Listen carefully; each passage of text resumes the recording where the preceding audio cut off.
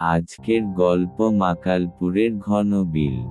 তোরে সত্যিটা বলি রে বাবা, আজও যখন সন্ধেবেলা পশ্চিমের আকাশটা লালচে হয়ে ওঠে, হঠাৎ সেই ঘটনার কথা মনে পড়ে যায়। যেন বুকের ভিতর কথাটা ধড়ফড় করে ওঠে। মাকালেশ্বরের বনে রাতে যাস না, বুঝলি? ছোটবেলায় সবাই বলতো, আমরাও হাসতাম। মনে হতো, আরে বনে ভূত টুতো কিচ্ছুই নাই। কিন্তু তারপর যে কি হয়েছিল, তা আজও বলতে গায়ে কাঁটা দিয়ে ওঠে। তুই তো নতুন এই গ্রামে, তাই আগে বনটার কথা বলি। আমাদের গ্রাম থেকে একটু দূরে, ধানের জমি পেরোলেই একটা ঘন বন, মাকালেশ্বরের বন। বড় বড় গাছ, নিচে অন্ধকার, দুপুরেও রোদের আলো ঠিকমতো নামতে চায় না। গ্রামের মানুষ বলে, সেই বনে একটা জলশিশু থাকে। দেখতে নাকি মানুষের মতো, কিন্তু তার পা দুটো লম্বা বাঁশের মতো সরু। মুখে হাসি, কিন্তু সেই হাসি নাকি মানুষের হাসি নয়। আমরাই তখন কলেজে পড়ি। বাপ ঠাকুরদার দুঃসাহসী নাতি আমি, বন্ধুরা যা বলে তাই করি। সেদিনও শীতের রাত, আকাশে আধো চাঁদ। আমরা চারজন মিলে বসেছিলাম তমালের উঠোনে। তমাল বলল, চল না মাকালেশ্বরের বনে যাই। আজ নাকি কেউ ওদিক দিয়ে গেলেই ডাকে, এই এই করে। আমরা হাসাহাসি করলাম, কিন্তু বুকের ভিতর হালকা ভয় ঢুকে গেল। তবু কে আর পিছিয়ে থাকে? বললাম, চল, দেখি আজ জলশিশুর কাণ্ড। রাত তখন প্রায় 9:30। গ্রাম একেবারে নিস্তব্ধ। দূরে কেবল কুকুরের ডাক। হাতে ছিল একটা হ্যারিকেন, আর দুটো টর্চ। আমরা চারজন, আমি, তমাল, সঞ্জয় আর নিতাই, চুপচাপ পা টিপে টিপে রওনা দিলাম। বাতাস ছিল ঠান্ডা, কিন্তু বনের কাছে যেতেই কেমন যেন ভিজে গন্ধ নাকে এল, পচা পাতার, শ্যাওলার, আর যেন কোথাও পুরনো কাদার ভাঁজে জমে থাকা জল। মাকালেশ্বরের বনে ঢুকতেই মনে হলো যেন অন্ধকারটা আমাদের গিলে খাচ্ছে। হ্যারিকেনের আলো সামনের 2-1 হাতি যেতে পারছিল। চারপাশে কেমন হহহ করে বাতাস বইছে। গাছগুলোর পাতার খসখস শব্দ, মনে হচ্ছিল কেউ যেন ফিসফিস করছে। সঞ্জয় বলল, চল ফিরে যাই, ভালো লাগছে না।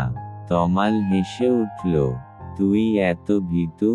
ভূত টুতো কিছু নাই রে।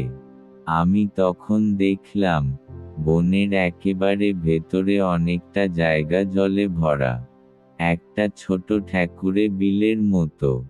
আর সেই জলের মাঝখানে, খেয়াল করে দেখলাম, একটা নড়াচড়া হচ্ছে। টর্চটা ঠিক করে ফেলতেই দেখি, একটা ছোটখাটো শরীর, নীল জামা পরে, আর হাতে দুটো বাঁশের মতো সরু কাঠ। সেই কাঠের উপর ভর দিয়ে জলের মধ্যে হাঁটছে। আমি প্রথমে ভাবলাম কোনো শিশু বুঝি খেলছে।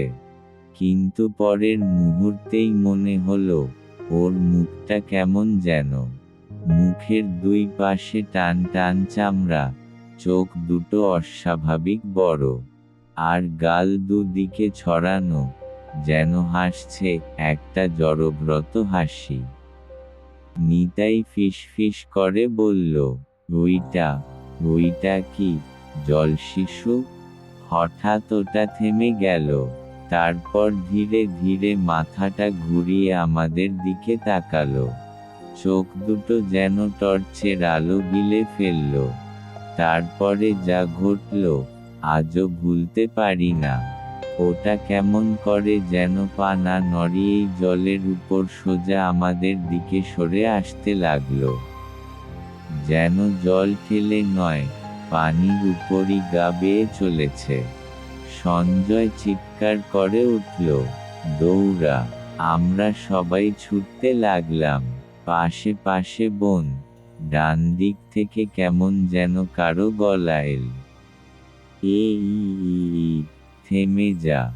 পেছনে তাকানোর সাহস ছিল না, শুধু দৌড়াচ্ছিলাম।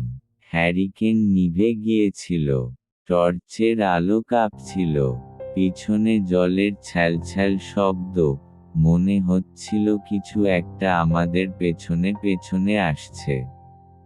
বনের বাইরে বেরিয়ে পড়তেই যেন বুকটা একটু হালকা হলো, কিন্তু নিতাই থমকে দাঁড়ালো। ওই দেখে, ওটা ওটা গাছটার নিচে দাঁড়িয়ে। বনের বাইরে যে বিশাল বুড়ো গাছটা আছে, তার গোড়ায় একজন কালো ছায়া দাঁড়িয়ে আছে। মাথায় ছিল একটা টুপি বা গামছা, শরীরের আকৃতি মানুষের মতো, কিন্তু কোনো মুখ দেখা যাচ্ছিল না। সে আমাদের দিকে তাকিয়ে ছিল, এমন অনুভূতি হচ্ছিল। আমরা আর এক সেকেন্ডও দাঁড়াইনি, পাগলের মতো দৌড়ে গ্রামে ফিরে এলাম। পরের দিন সকালে গ্রামের বয়স্করা যখন শুনল, তারা চুপচাপ মাথা নাড়ল। এক বৃদ্ধা বললেন, তোরা যেদিকে গেছিলি, রে, সেই বিলে প্রতি বছর মানুষ ডোবে। কেউ বলে জল শিশু টানে, কেউ বলে গাছতলার ছায়া পিশাচ ধরে, রাতে ওদিকে এলে ডাক দেয়, কিন্তু ফিরিয়ে নেয় না। আমরা অবাক হয়ে বললাম, তবে কি ভূত ছিল? বৃদ্ধা উত্তর দিলেন, ভূত বল, ছায়া বল, যাই বল, ওরা মানুষকে ভয় দেখিয়ে ভুলিয়ে নেয়। আর একবার কাছে ডাকলে, যে যায়, সে আর ফেরে না। সেদিন রাতে আমরা চারজন আবার একসাথে বসেছিলাম। কেউই ঠিকমতো কথা বলতে পারছিলাম না। সবাই চুপ, শুধু বাতাসের শব্দ শোনা যাচ্ছিল। তমাল বলল, কাল যেটা দেখলাম, ওর চোখ, ওর মুখ, আমি আজও ভুলতে পারছি না।